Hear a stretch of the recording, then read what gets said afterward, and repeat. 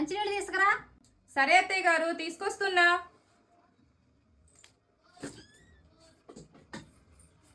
ఇగోండి అత్తయ్య గారు.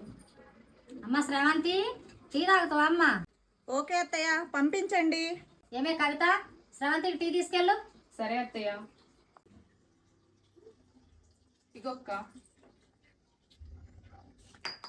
అయ్యో అక్క, క్షమించక్క, చూసుకోలేదు.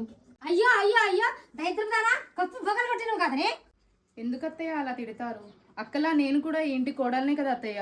చిచ్చి, నీకు నాకు పోలికేంటి? ఎందుకక్క నువ్వు కూడా అత్తయ్యలా మాట్లాడతావు?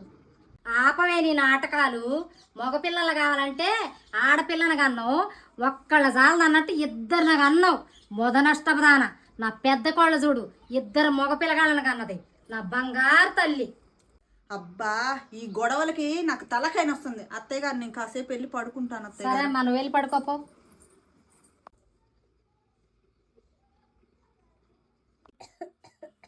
అమ్మా శ్రవంతి, అమ్మా శ్రవంతి, కొన్ని వాటర్ పట్టరా అమ్మా.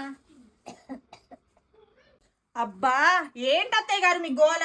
నన్ను ప్రశాంతంగా పడుకోనీరా?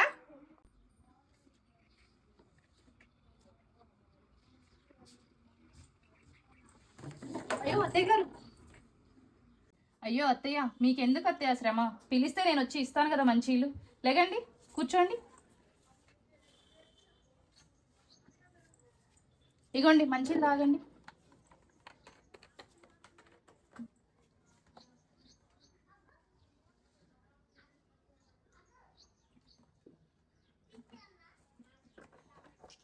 అయ్యో దేవుడా, నేను ఎంత పెద్ద తప్పు చేశాను.